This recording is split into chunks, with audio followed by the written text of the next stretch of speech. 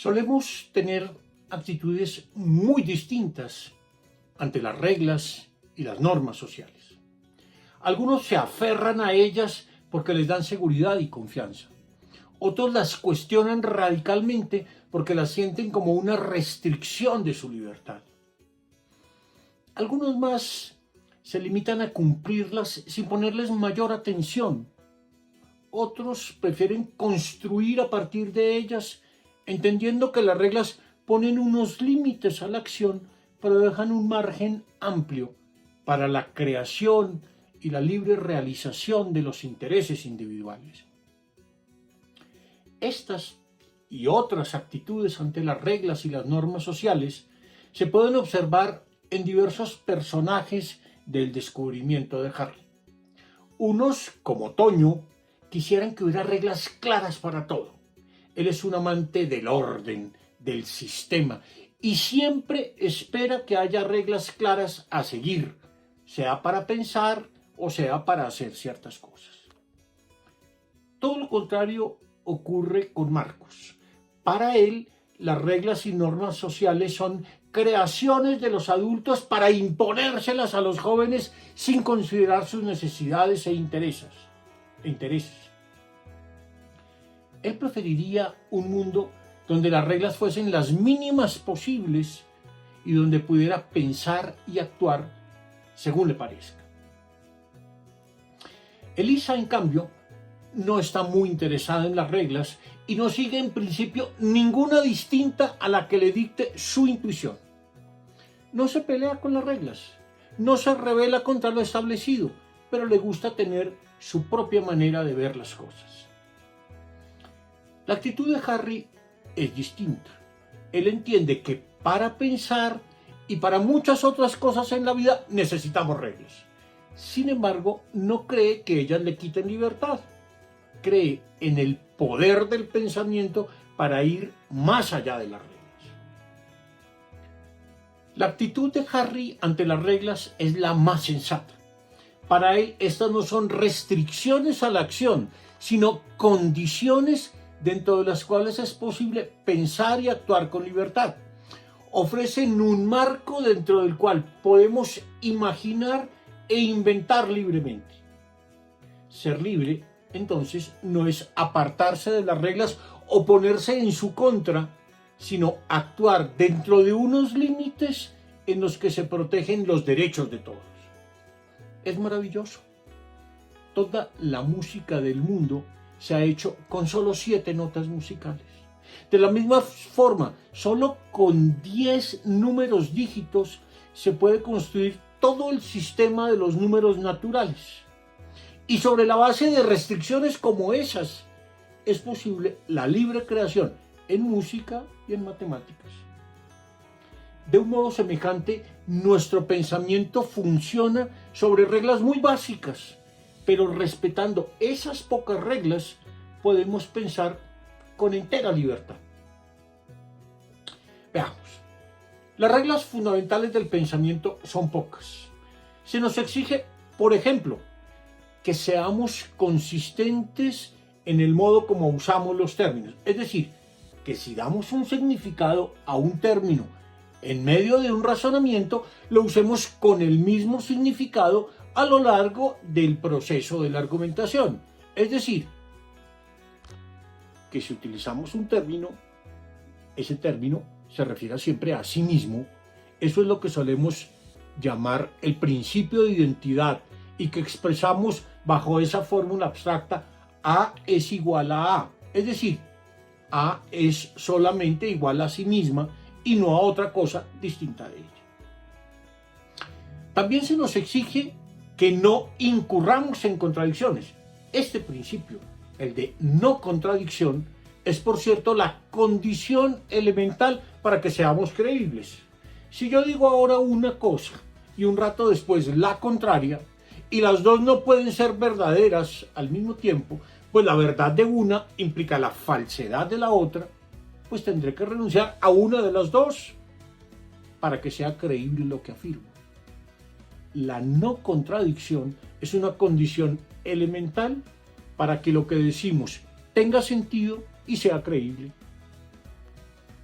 Una tercera condición básica del pensamiento es esta: lo que afirmamos respecto de las cosas o es verdadero o es falso. Pero no puede ser medio verdadero y medio falso, o 20% verdadero y 80% falso. No, no. Una afirmación es o falsa o verdadera. Y no hay una tercera posibilidad. Es lo que suele llamarse el principio del tercero excluido. Estos tres principios básicos, identidad, no contradicción y tercero excluido, son las condiciones más básicas del pensamiento, pues son las condiciones mínimas, elementales, para que lo que decimos tenga sentido y para que nos comprendamos.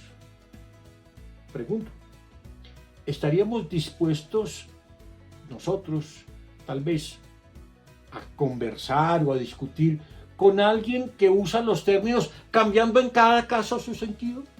¿O que afirma al mismo tiempo dos cosas que se excluyen necesariamente? ¿O que dice que sus afirmaciones no son ni falsas ni verdaderas, sino lo que yo digo es medio verdadero? ¿Estaría uno dispuesto a razonar con una persona que dijera eso? Yo no. Harry y sus amigos van comprendiendo poco a poco que estas son exigencias mínimas que deben aceptar todos los que pretendan pensar de forma coherente, y que si nos atenemos a estas reglas básicas, podemos pensar lo que nos parezca mejor. Nuestro pensamiento entonces es completamente libre para pensar lo que quiera, aunque no sea libre para hacerlo de cualquier forma, pues hay reglas básicas del pensamiento que es necesario cumplir para que lo que pensamos tenga algún sentido. Aceptar dichas reglas no va contra la libertad del pensamiento, sino que la hace posible, como no va en contra de la libertad política que en un país exista una constitución, sino que es precisamente la existencia de normas constitucionales la condición para que haya libertad política. No es incompatible entonces la búsqueda y la práctica de las reglas del pensar con la libertad del pensamiento. Tal vez ustedes se estén preguntando qué tiene que ver todo este asunto de las reglas y la libertad de pensamiento con el caso de Daniel en el capítulo 9 del descubrimiento de Harry. Precisamente lo que exigen Harry y sus amigos al final de este capítulo es que se garanticen las condiciones en que el pensamiento se pueda ejercer libremente. Veamos algunas de esas exigencias y condiciones. 1. Es legítimo estar en desacuerdo con otros y podemos vivir con esos desacuerdos. No debemos ver las cosas de la misma manera para poder vivir juntos y llevar una vida en armonía. 2. No es necesario ni deseable imponer una única forma de pensar y actuar, como pretenden los papás de Daniel al imponerle a su hijo creencias y formas de actuar predeterminadas. 3. Se viola la libertad del pensamiento, un derecho fundamental de todo ciudadano, cuando se le impide a alguien que elabore sus propias conclusiones, como lo hacen los papás de Daniel. 4. También es un atentado contra el derecho a pensar libremente pretender que alguien debe obrar siguiendo los mandatos de una autoridad civil o religiosa sin que pueda cuestionar sus mandatos u opiniones. 5. Los desacuerdos se pueden tramitar por medio del diálogo. El diálogo puede ayudarnos a entender dónde están los desacuerdos e incluso en algunos casos a resolver los desacuerdos, al menos en los casos en que eso es posible. Por ejemplo, cuando estamos en desacuerdo sobre los hechos, ahí puede que logremos de determinada manera ponernos de acuerdo sobre los hechos, aunque el acuerdo es mucho más difícil de conseguir cuando estamos de acuerdo sobre los hechos, pero tenemos diferencias radicales sobre las actitudes o sobre el juicio que tenemos respecto de los hechos.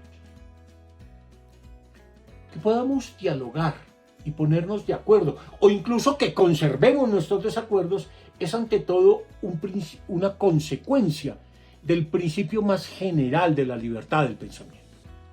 Tal cosa es lo que le pone de presente el profesor Pardo al final de la discusión en clase a todos los presentes, cuando se dirige a Daniel y le dice: Daniel, yo no te aconsejaría nunca hacer nada que fuera contra tus convicciones religiosas.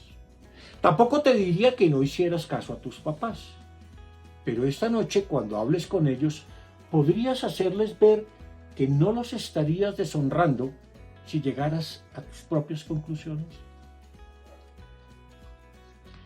La libertad de pensamiento no consiste solo, sin embargo, en que nadie pueda o deba imponernos lo que pensamos o los modos de hacerlo, como suele ocurrir en las dictaduras.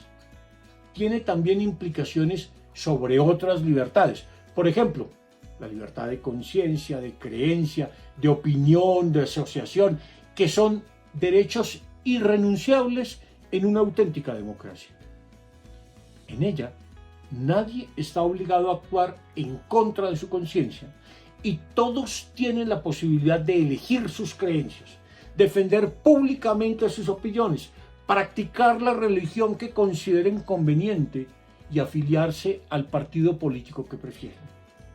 Además, la libertad de pensamiento debe ir acompañada de un complemento esencial: la independencia de juicio, es decir, del ejercicio efectivo de elaborar nuestros propios juicios y de respaldarlos con evidencias y con buenas razones. Desde luego, estos derechos y libertades no son absolutos. En nombre de ellos no podemos violar derechos de otros. La libertad de pensamiento no nos da derecho de insultar, maltratar, denigrar y calumniar a otras personas, pues estos también son derechos individuales que merecen ser protegidos. El derecho, por ejemplo, a la honra, al buen trato, y su violación, la violación de estos derechos, da lugar a contravenciones y a delitos. Denigrar de otro ser humano, proferir injurias o calumnias o propagar informaciones falsas son modos ilegítimos de ejercer la libertad del pensamiento.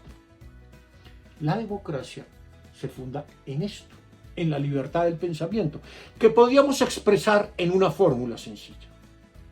Podemos pensar lo que queramos, aunque no podemos actuar de cualquier forma.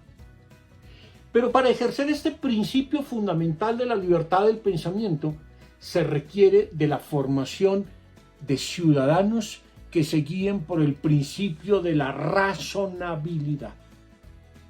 El ejercicio que hacen Harry y sus compañeros y el modo como examinan el caso de Daniel está guiado siempre por su afán de ser razonables y por el principio clave de la educación democrática, el de la razonabilidad. Pero, ¿qué es ser razonable?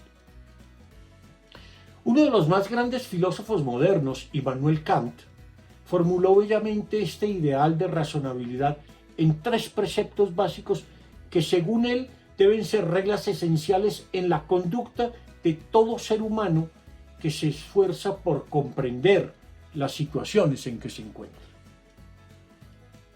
Primer precepto: pensar por sí mismo, es decir, examinar las cosas por la propia cuenta, sin dejarse imponer ideas de otros, y con ello llegar a conclusiones propias que estemos en capacidad de defender públicamente. Segundo precepto: pensar desde la perspectiva de otros, es decir, hacer siempre el esfuerzo por ser empáticos, por ponernos en los zapatos de otros para comprender las cosas desde su perspectiva, de tal manera que ampliemos nuestra perspectiva individual.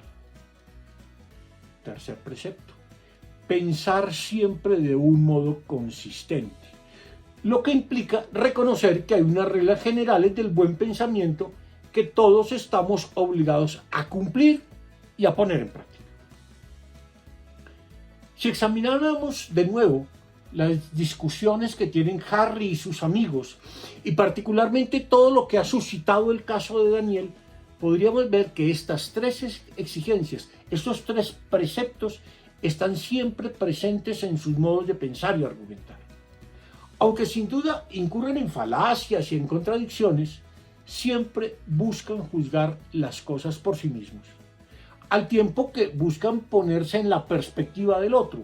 Lo han hecho claramente en el caso de Daniel. Y hacen además todo el esfuerzo por pensar de modo consistente y están dispuestos a corregirse mutuamente su modo de razonar. La libertad de pensamiento no tiene por qué oponerse a la disciplina del razonamiento. Para pensar libremente no tenemos que renunciar a las reglas del buen razonamiento y aún menos no tenemos que violarlas. Al contrario, dichas reglas nos sirven para ser más cuidadosos a la hora de pensar, pues nos ayudan a entender mejor dónde pueden estar nuestros errores y nos llevan a revisarlos. Y nos proporcionan una estructura dentro de la cual podemos pensar de forma ordenada, consecuente y sistemática. Todo el capítulo 10 del descubrimiento de Harry es una muestra de los muchos errores de razonamiento en que incurrimos, por desatención, por desconocimiento o por simple inexperiencia, y es un llamado de atención para que seamos más cuidadosos a la hora de razonar, sin que por ello se nos imponga un único modo de pensar. Permítanme concluir este comentario con una analogía entre el juego y el pensamiento. Pensemos por un momento en el ejercicio del pensamiento, en el debate intelectual como una forma de juego con reglas. Piensen en que esto es como jugar ajedrez, parqués, damas o algún juego de mesa, un juego con reglas. Y si pensamos eso, entenderemos mejor el sentido en que hablamos aquí, desde la perspectiva de Lippmann de la libertad del pensamiento. Para hacer esta analogía me voy a apoyar en un pasaje de una obra de John Dewey que Lippmann conocía muy bien. Es un pasaje de su libro Experiencia y Educación que dice así: los niños, en el recreo o después de las clases, se dedican a juegos que van desde las escondidas hasta el béisbol o el fútbol. Tales juegos implican reglas y dichas reglas ordenan su conducta. Los juegos no se realizan de forma azarosa o por una sucesión de improvisaciones. Sin reglas no hay juego. Si surgen disputas, hay un juez al que se puede apelar. Y si hay discusiones, se puede recurrir a una especie de arbitraje como medio para tomar una decisión. De otro modo, el juego se interrumpiría e incluso llegaría a su fin. En primer término, las reglas son parte del juego, no están fuera de él. Si no hay reglas, entonces no hay juego. Y si hay reglas diferentes, hay diferentes juegos. En cuanto el juego se desarrolle con una razonable fluidez, los jugadores no sienten que estén sometidos a una imposición externa, sino que sienten que están jugando el juego. En segundo lugar, un individuo puede sentir a veces que una decisión no es justa y hasta puede molestarse. Sin embargo, con ello no se opone a la regla, sino a lo que considera una violación de ella, una acción que le resulta unilateral e injusta. En tercer lugar, las reglas y por tanto el desarrollo del juego están claramente estandarizadas. Existen procedimientos reconocidos para contar los tantos, para elegir el campo desde donde jugarán, así como para las posiciones que han de adoptar en dicho campo, los movimientos que deben hacer, etc. Estas reglas tienen el respaldo de la tradición y los precedentes. Los que están jugando han visto tal vez partidos de profesionales y desean emular a sus mayores. Un elemento que es convencional se hace aquí bastante fuerte. Usualmente los grupos más jóvenes solo cambian las reglas con las que juegan cuando el grupo adulto al que toman como modelo ha hecho antes dicho cambio. Y ello porque suponen que el cambio hecho por los mayores lleva a que el juego sea mejor o más interesante para los espectadores. De esta forma, el control de las acciones individuales lo efectúa la situación total en que están implicados los individuos, en la que participan y en la que son partes cooperativas o interactuantes. Y ello porque incluso en un juego competitivo hay ese tipo de participación que consiste en compartir una experiencia común. Los que participan del juego no sienten que estén siendo mandados por una persona individual, ni se sienten sujetos a la voluntad de alguna persona superior externa a ellos.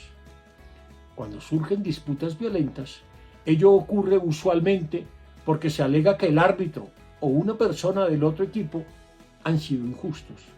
En otras palabras, porque un individuo trata de imponer su voluntad individual sobre la de otro. Me encanta este texto de Dewey, porque da en el punto clave. Sin reglas no hay juego. Lo mismo ocurre en el juego del pensamiento. La libertad del pensamiento es posible porque el pensamiento mismo, como el mejor de todos los juegos, tiene sus reglas. Santiago parece comprenderlo muy bien a propósito de lo que hacen las pandillas juveniles de su barrio. Él tiene claro que no quiere pertenecer a ninguna de esas pandillas, porque desde el momento en que entre en su juego, tendrá que aceptar sus reglas, y entonces se verá obligado a hacer cosas que no le parecen bien, como enfrentarse con los miembros de otra banda. El que entra en un juego acepta las reglas de ese juego.